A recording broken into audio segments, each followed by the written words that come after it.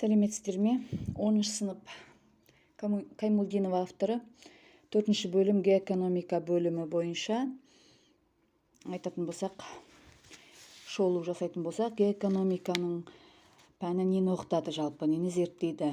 Экономика және экономикалық география және геосаясат тоғысында дамып, ғаламдық деңгейдегі экономикалық даму мәселелерін зерттейді геоэкономика. Енді геоэкономиканың салалары берілген.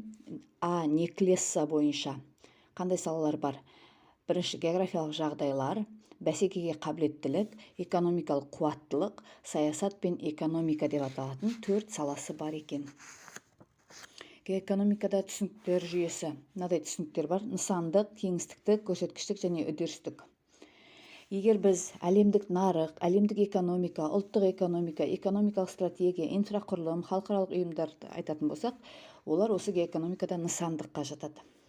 Одан кейін геоэкономикалық кеңістік, аймақ, өсу полюстері, ғаламдық орталықтар, жартылай периферия, еркін сауда аймағы, экономикалық шекаралар, олар кеңістікке жатады. Келесі, нарықтық көрсеткіштер, бәсекеге қабілеттілік, жиынтық ішкі өнім, жиынтық ұлттық өнім, сыртқы сауда, сыртқы қарыз, инвестиция, бұл көрсеткіштікке жатады. Одан кейін жаһандану, ынтымақтастық, бәсекелестік, инфляция, геоэкономикалық шиеленіс, демпинг, халықаралық еңбек бөлінісі, экономиканың либералдануы, бұл үдерістікке жатады. Енді елдер мен аймақтардың экономикалық дамуындағы географиялық кеңістіктің рөлі. Вальерстайнның айтуынша, экономикалық кеңістіктің моделі мынадай: орталық, жартылай периферия және периферия деп 3-ке бөлінеді. Енді орталық аймақтарға қандай аймақтар жатады? Жер шары бойынша орталық аймақтарға ақш, Еуропалық одақ және Жапония кіреді екен. Ал жартылай периферияға Балқан түбек елдері, Португалия, Ирландия, оңтүстік шығыс Азия, ТМД елдері кіреді. Ал периферияға әлемдік орталықтарға экономикалық саяси тәуелділіктері басым болатын Азия, Латын Америкасы, Африка, мұхит аралдарының артта қалған елдері кіреді. Келесі тақырып: дүниежүзілік шаруашылық салаларын орналастырудағы аумақтық факторлар. Дүниежүзілік шаруашылықты орналастыруда басты 2 фактор бар: дәстүрлі фактор және заманауи фактор. Дәстүрлі факторларға аумақтық фактор, оған жататын табиғи ресурстық және ЭГЖ, экономикалық географиялық жағдай, аумақтың шоғырлануы жатады. Одан кейін көлік, еңбек ресурстарды тұтынушы жатады. Ал заманауи факторға ғылым мен экологиялық факторларды айтамыз. Енді бұлардың әрқайсына айтатын болсақ, арасында тоқталатын болсақ, бұнда Сингапурды беріпті. Аумақтық факторда Сингапурды берген. Мысалы, жер аумағы кіші болса да, жер тапшылығын сезінеді. Жер аумағы кіші болғаннан кейін жер тапшылығын сезінеді. Ал кейбір елдерде мынадай проблема бар екен: жер аумағы өте үлкен болғандықтан, ол басқаруға қиындық туғызады деген сияқты. Осындай да проблемалар бар елдерде. Одан кейін экономикалық географиялық жағдайдың дамуға ықпалы. Экономикалық географиялық жағдай 4 Баранскийдің айтуынша 4 басты түрін анықтаған: орталық жағдай, теңіз маңы, көршілік және шеткі деп. Теңіз маңы халықаралық қатынастар дамиды, шеткі экономикалық дамудың тежелуі дейді, ал көршілік өндірістік байланыстардың дамуы, ал орталық дамудың жоғары деңгейі деп айтады екен. Мысал үшін, орталық аймақтарға жер шарында біз ақш-тың солтүстік шығыс бөлігін жатқызамыз, Қытайдың орталық бөлігі деп, мысалы, дамыған аймақты орталық деп айтады ғой, шығыс бөлігін айтады, ал Австралия үшін оның орталығы оңтүстік шығысы болып саналады екен. Яғни дамыған бөлігін орталық деген сөзбен ауыстырып айтамыз ғой, сонда былай қарағанда. Одан кейін көршілестік жағдай. Бұның мысалында Канаданың оңтүстік шығыс аудандарын айтуға болады, Мексиканы айтуға болады. Мексика, мысал үшін, өзінің жеңіл өнеркәсіп, электроника, тағы басқа өнімдерін ақш-қа жөнелтуге бағыттайды. Яғни дамыған көршілес елдермен жақын орналасуы болып тұр бұл жерде. Енді келесі, теңіздік, яғни өзінің теңіз жағалауындағы орнын тиімді пайдаланып отырған елдер бар. Мысалы, Қытай, Сингапур, Корея Республикасы, Нидерланд сияқты елдерді айтуға болады. Одан кейін келесі тақырып: дүниежүзілік шаруашылық салаларын заманауи орналастыру факторы. Экологиялық фактор, кибернетика, кетті. Ғылымға негізделу факторы және де экологиялық фактор деп айттық қой жаңа. Енді ғылымға негізделу факторы, яғни бұл кезде біз кибернетика ғылымы жақсы дамыды. Ғылымға негізделу факторында оны ашқан 1830 жылы француз физигі Ампер болатын, ал оны дамытып, қалыптастырған 1948 жылы Норберт Виннер деген кісі. Осы кісінің фамилиясы осы аптадағы әріптестерімізге келді осы сұрақ, Виннердің тұжырымдамасы. Одан кейін экологиялық фактор дейді. Экологиялық фактор ГТР заманында айрықша маңызға ие болды. Экологиялық фактор өнеркәсіп орындарын орналастыруды оңтайландыру, аз қалдықты немесе қалдықсыз технологиялармен тазарту құрылғыларын енгізу арқылы ластануды азайтуға ықпал етеді. Дүниежүзілік шаруашылықтың құрылымы. Дүниежүзілік шаруашылықтың құрылымы. Аграрлы елдердің шаруашылық құрылымы. Нашар дамыған елдерде халықтың 73% ауылда тұрады екен. Ал дамыған елдерде ауылда тұратындардың көрсеткіші 25% ғана. Осындай ақпарат берілді. Аграрлы елдердің нағыз үлгісі ретінде Сомали мен Сьерра-Леонені айтуға болады дейді. Мұнда ауыл шаруашылығы жалпы ішкі өнімнің 60% өнімін береді екен. Одан кейін аграрлы шикізатты елдер. Бұл елдерде шикізат пен отын ресурстарының экспорты дамушы елдердегі табыс көздерінің бірі болып отыр. Африкадағы Сахарадан оңтүстікке қарай орналасқан көптеген елдердің негізгі валюта түсімін, яғни 92%-ға дейін шикізат береді екен. Шикізат экспорты береді дейді. Аграрлы шикізатты елдер қатарына жататын Папуа Жаңа Гвинея, Алжир, Гвинея, Қырғыз Республикасы және Кот-д'Ивуар. Келесі индустриялы елдер. Индустриялы елдердің, жаңа индустриялы елдердің дамудың екі үлгісі бар. Азиялық үлгі және Латын Америкалық үлгі деп екіге бөлінеді. Азиялық даму үлгісі тән болатын жаңа индустриялы елдердің арасында Малайзия мен Таиланд ерекше көзге түседі. Бұлардан жалпы әлемдік жалпы ішкі өнім көлемінде бұлар 1%-ды құрайды екен өнімі бойынша. Таиландта ауыл шаруашылығының үлесі дамыған елдермен салыстырғанда әлі күнге дейін жоғары 8,2% құрайды екен, ал қызмет көрсету саласының үлесі 55,6% дейді. Енді постиндустриялы елдер, яғни дамыған елдер. Бұларда ақпарат. Жаңа постиндустриялы елдерде ауыл шаруашылығының жалпы ішкі өнімдегі үлесі 2 және 5%-ды құрайды екен. Сонда қарап отырсаңыздар, постиндустриялы елдерде ауыл шаруашылығы төмен, ал аграрлы елдерде ауыл шаруашылығы жоғары өнімі. Жалпы ішкі өнімнің, мысалы үшін аграрлы индустриялы елдерде, Сомалиде 60% беретін болса ауыл шаруашылығы, ал керісінше дамыған елдерде 2 және 5%-ды ғана береді екен ауыл шаруашылығы өнімдері. Қорытындылайтын болсақ. Келесі, дүниежүзілік шаруашылықтың аумақтық модельдері. Дүниежүзілік шаруашылықтың аумақтық модельдері былай бөлінеді. Екі бөлікті модель. Екі бөліктегі модель дамыған елдер көпшілігі солтүстікте орналасқандықтан солтүстік, одан кейін дамушы елдер оңтүстік деп аталады. Бұл екі бөлікті модель деп аталады. Одан кейін үш бөлікті модель деген бар. Дамыған елдер, өтпелі экономика елдері, дамушы елдер деп бөлінеді. Одан кейін көп бөлікті елдер, көп бөлікті модель. Дүниежүзілік шаруашылық 10 орталыққа бөлінеді. Одан кейін жаңа үш бөлікті модель. Бұның үш бөлікті модельден айырмашылығы, бұнда ғаламдық орталықтар деген сөз бар.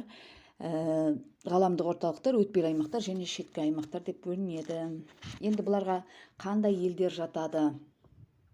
Енді екі бөлікті модель түсінікті, солтүстік жартышардағы елдер дамыған, оңтүстік жартышардағы елдер дамушы. Сондықтан оны оңтүстік деп атап тұр.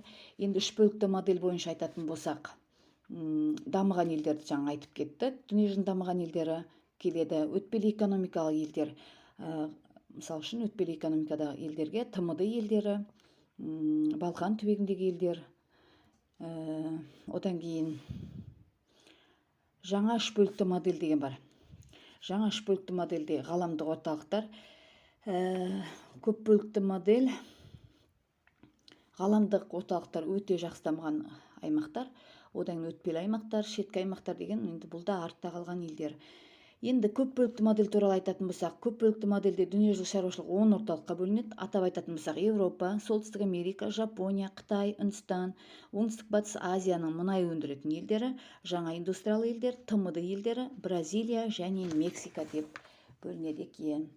Енді дамыған елдердің шаруашылығына қарай құрылымына тоқталайық. Дамыған елдерде экономикалық аудандар 4 типке бөлінеді екен. Жоғары дамыған аудандар, ескі өнеркәсіпті аудандар, артта қалған аудандар, жаңадан игеріліп жатқан аудандар. Енді Европада дамыған елдердің ішінде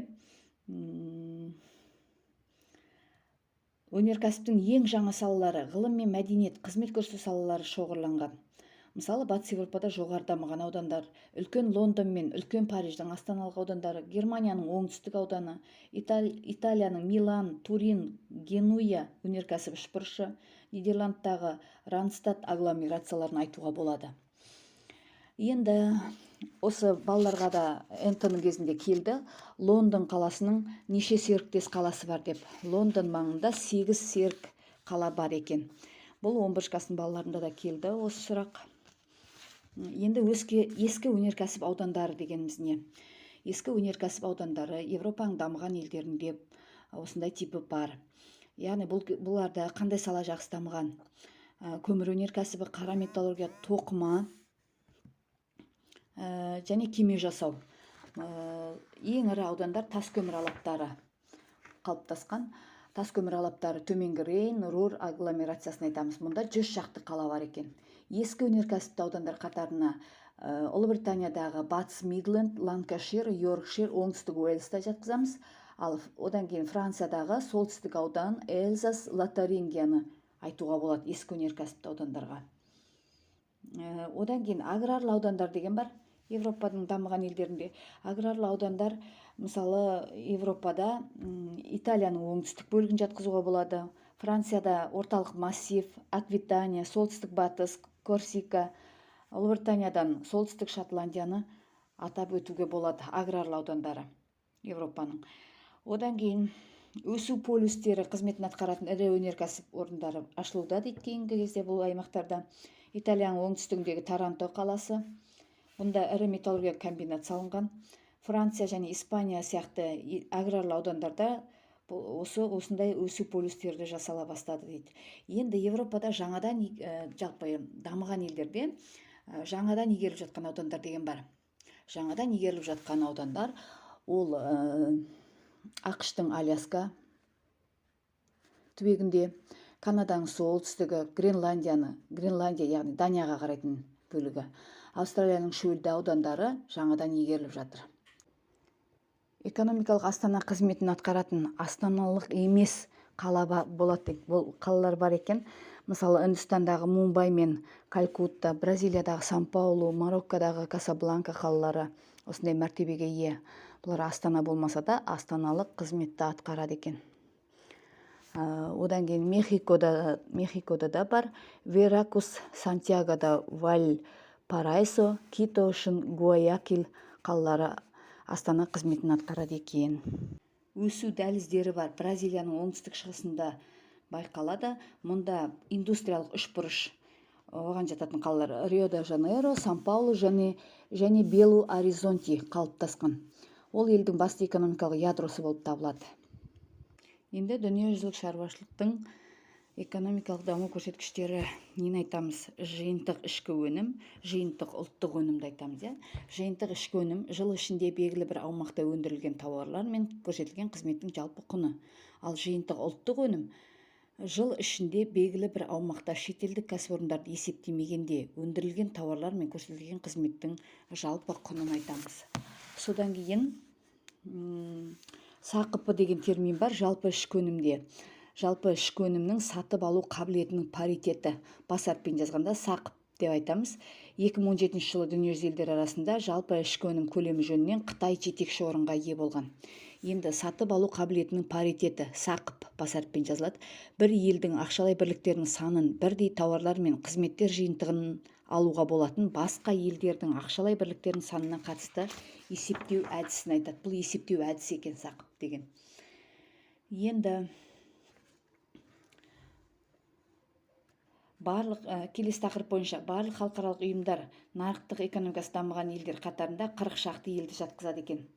Дамыған елдер қатарынан 40 шақты елдер жатқызады. Олардың 35-і әлемдік тауар өндірісі мен қызметтің 60% тиесілі болады екен. Экономикалық ынтымақтастық және даму ұйымына мүше екен бұл елдер. Одан кейін дамудың алғы шарттары. Дамыған елдер өркендеуінің алғы шарттары.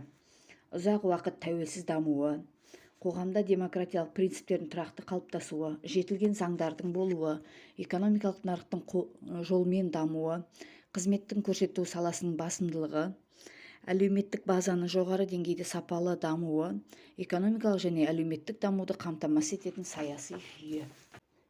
Ғылыми-техникалық ілгерілеудің басты көрсеткішінің бірі ғылымға негізделген өндірістің дамуы. Қазіргі уақытта әлемде осындай өндіріс ақш, Жапония және Германияда шоғырланған.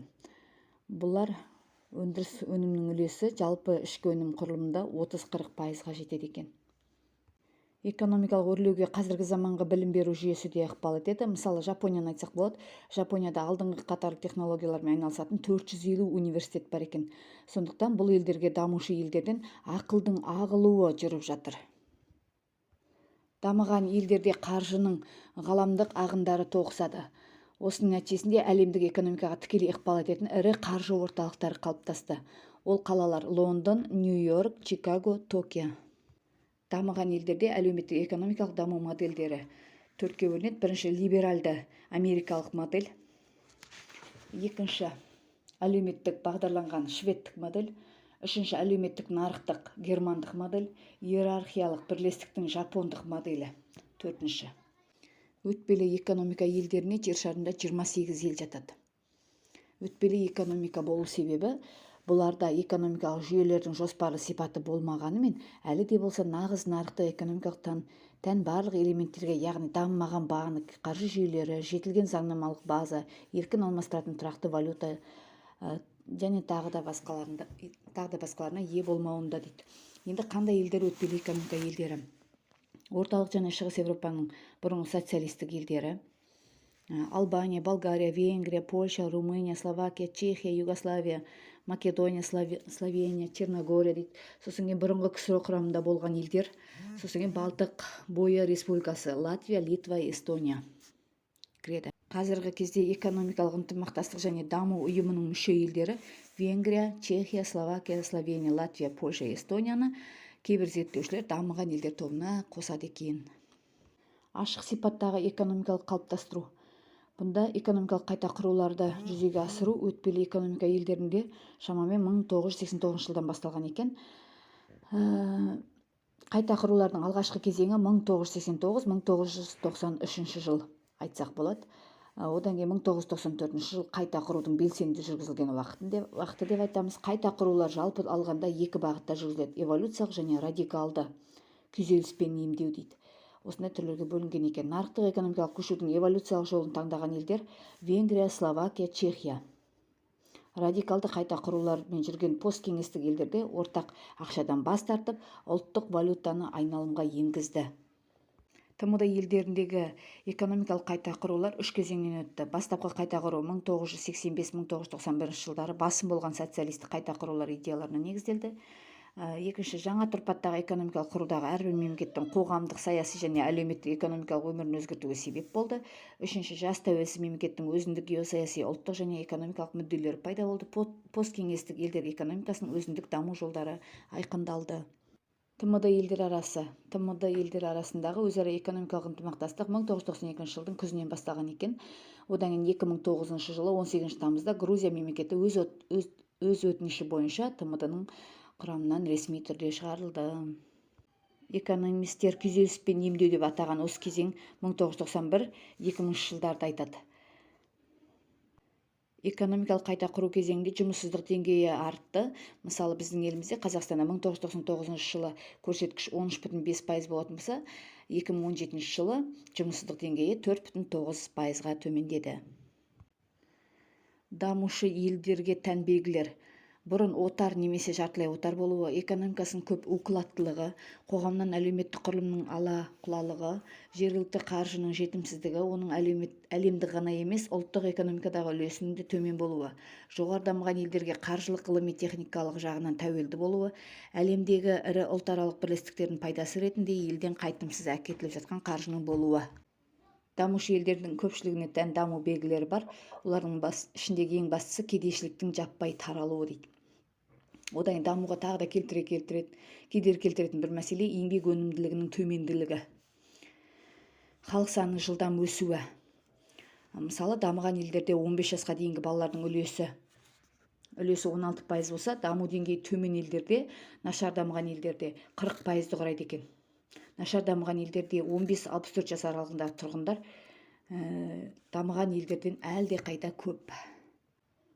Дамушы елдердің топтары 6 топқа бөлінеді. Жетекші дамушы елдер, жаңа индустриялы елдер, мұнай экспорттаушы елдер, плантациялық шаруашылық елдері, жалға пәтер беруші елдер, даму деңгейі төмен елдер. Енді осыларға тоқталайық. Жетекші дамушы елдер қандай елдер? Бұл топшаға Қытай, Үндістан, Бразилия, Мексика жатады. Одан кейін жаңа индустриялы елдер. Жаңа индустриялы елдерге Азияның жаңа дамыған елдер жатады. Таиланд, Малайзия, Сингапур сияқты елдер. Одан кейін мұнай экспорттаушы елдер, Парсы шығанағы елдері, Ливия, Венесуэла сияқты елдер жатады. Сауд Арабиясы, Кувейт, Біріккен Араб Әмірлігі сияқты елдер жатады. Плантациялық шаруашылық елдеріне жататын елдер бұлар Гватемала, Гондурас, Коста-Рика, Куба, Никарагуа, Сальвадор, Доминика Республикасы, Гаити, Гана, Кот-д'Ивуар, Шри-Ланка жатады. Енді жалға пәтер беруші елдер. Бұл топшаға енетін елдер Мальта, Кипр, Бахрейн, Либерия, Багам аралдары, Барбадос және Панама. Одан кейін даму деңгейі төмен елдер дейді. Бұған мұхит аралдарындағы елдер, сосын Африка, Азияда орналасқан 47 ел кіреді екен. Дүние жүзіндегі елдердің экономикалық даму стратегиясы. Бұл тақырыпта дамыған елдерді және дамушы елдердің даму стратегиясын берген екен. Енді дамыған елдер туралы айтайық. ақш, Еуропа елдері және Жапония елдерінде стратегия қалай? Бұларда стратегия шеңберінде 3 тарап жүзеге асады екен. Жаңа технологиялардың қайнар көзі болатын ғылым мен техника, ғылыми жаңалықтарды енгізу алаңы ретінде бизнес, ғылым мен бизнесті үйлестіруші мемлекет өзара байланыста әрекет етеді екен. Бұлардың стратегиясының ерекшеліктері дамыған елдерде ғылымды қажет ететін ресурстарды үнемдейтін салаларды дамытады, ақпараттық қоғамды құрады, білім қаржы ресурстарының жоғары бағаланады. Осылайша білімге негізделген экономиканы дамытуды қамтамасыз етеді, венчурлық инвестицияларды дамытады, элиталық интеллектуалдар табын, ғалымдар, кеңесшілер, сарапшылар, технократтар қалыптастырады екен. Енді бұл жерде венчурлық, постиндустриялық экономикада жаңа типтегі венчурлық ағылшын тілінен аударғанда қауіп қатерлі деген мағынаны білдіреді. Венчурлық инвестиция дегеніміз не? Яғни ол дегеніміз көптеген жобалар бірдей қаржыландырады, бірақ олардың бірнешеуі ғана табысты болғанның өзінде жұмсалған қаржы ақталады дейді венчурлық инвестиция. Постиндустриялық қоғамда ғылым мен техника жетістіктерінің өндіріске енгізілуі экономиканың негізгі қозғаушы күшіне айналады. Бұнда қандай салалар дамиды? Ақпараттық және технологиялар қоғам өмірі мен тұрмыстың барлық саласына енеді. Мысалы, микроэлектроника, телекоммуникациялар, бағдарламалармен қамтамасыз ету, робот техникасын жасау, айрықша қасиеттері бар жаңа материалдарды өндіру, биотехнологиялар жетекші маңызға ие болады. Енді дамушы елдердегі экономикалық даму стратегиясы. Дамушы елдер алдында экономикалық нығаюы мен дамуы, артта қалушылықты жою, халықтың өмір сүру деңгейін көтеру және дүниежүзілік шаруашылықтағы орнын өзгерту мәселелерін қарастырады екен. Индустрияландыру дегеніміз өнеркәсіпті басым түрде дамыту арқылы экономикада құрылымдық өзгерістерге алып келетін өндірістік техникалық жағынан қайта жабдықтау және ел экспортын түбегейлі модернизацияға мүмкіндік беретін кешенді үдерісті айтады. Дамушы елдердің даму стратегиясының топтары. Бірінші, ізінен еріп даму, екінші, импорт алмастырушы стратегия, үшінші, экспортқа бағдарлану стратегиясы, төртінші, инвестиция есебінен өсу стратегиясы, Одан кейін ішкі сұранысты ынталандыру стратегиясы, 6-шы еңбекпен қамтуды кеңейту арқылы даму стратегиясы. Енді осылардың арқасына жеке тоқталайық. Ізінен еріп даму стратегиясын қолданып отырған аймақтар: Азия елдері, дамушы елдері, Африка, Латын Америкасының жас мемлекеттері келеді екен. Енді импорт алмастырушы стратегияны қолданатын Латын Америкасындағы халық саны көп Бразилия мен Мексика. Экспортқа бағдарлану стратегиясын қолданып отырған Сингапур, Корея Республикасы. Бұлар Жапониямен тығыз қарым-қатынаста ұстайды екен. Жапония енді дүниежүзінде дамыған елде жатады ғой. Одан кейін ішкі сұранысты ынталандыратын жаңағы экспортқа бағдарлану стратегиясында Азияның елдері, кейбір елдері кіреді, табиғи ресурстар шығару арқылы. Сосын Үндістан, Қытай, Азияның мұнай экспорттаушы елдері де кіреді. Ішкі сұранысты ынталандыру стратегиясы. Бұл ішкі сұраныстың ұлғаю негізінде өнеркәсіпті ынталандыруды көздейді. Бұл стратегияны алғаш рет ақш пен Еуропа елдері өздеріне жасаған болатын. Қазіргі уақытта 1998 жылдан бастап Азия елдері пайдалана бастады. Енді инвестиция есебінен даму стратегиясы. Бұған Қытайды кіргізіпті. Ол өндірісті ұлғайтудың фактор ретінде қаржыны жылдам жинақтауға негізделеді. Шетелдік инвестициялар тарту арқылы қаржының өсімі ғана емес, елдер арасында технологиялық алмасу да жүзеге асырылады. Бұл стратегияға инвестицияларды ынталандыру, қолайлы бизнес ортасын қалыптастыру, яғни жемқорлыққа қарсы күрес, экономикалық тұрақтылық, экономикада ұзақ мерзімді мақсаттардың басымдылығы тән дейді. Келесі, еңбекпен қамтуды кеңейту арқылы даму стратегиясы. Бұл дегеніміз мемлекеттің жаңа жұмыс орындарын ашу арқылы жұмыспен қамтамасыз етуге негіздеу. Бұны халық саны көп Қытай мен Үндістан қолданып келеді.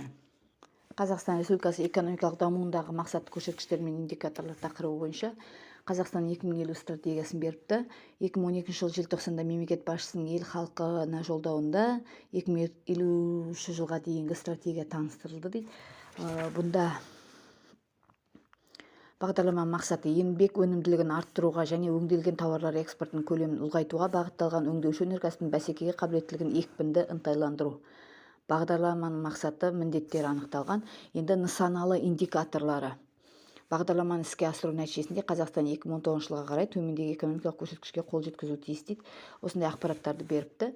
Өңдеуші өнеркәсіп өнімі экспортының құндық көлемі 2015 жылға дейінге қарағанда 19%-ға өсу. Өңдеуші өнеркәсіп еңбек өнімділігін 2015 жылғы деңгейге 2015 жылға дейін нақты мәнде 22%-ға дейін өсу дейді. Еңбек өнімділігі 22%-ға дейін өсу. Үшінші, өңдеуші өнеркәсіптің негізгі капиталында инвестициялар көлемі 4,5 триллион теңге сомасында болу. Төртінші, өңдеуші өнеркәсіп энергия сыйымдылығы 2014 жылғы деңгейге қарағанда кемінде 7%-ға төмендеу дейді. Энергия сыйымдылығы. Қойылған мақсаттарға және индикаторларға қол жеткізу үшін өңдеуші өнеркәсіптің негізгі капиталына инвестициялардың болжамды қажеттілігі шамамен 4,5 триллион теңгені құрайды екен. Жалпы геоэкономика бөліміне шолу жасап өттім. Әріптестер, енді қалған геосаясат және елтану тағы да бір бөлім қалды. Осы бөлімдерге де тағы да шолу жасап өтемін. Қолдап отырыңыздар. Арасында енді қате кетіп жатса, асығыстық танытып жатсам, кешіріңіздер. Сосын кейін мына Каймолдинованың кітабын өздеріңіз де ашып оқыңыздар негізі. Сау болыңыздар.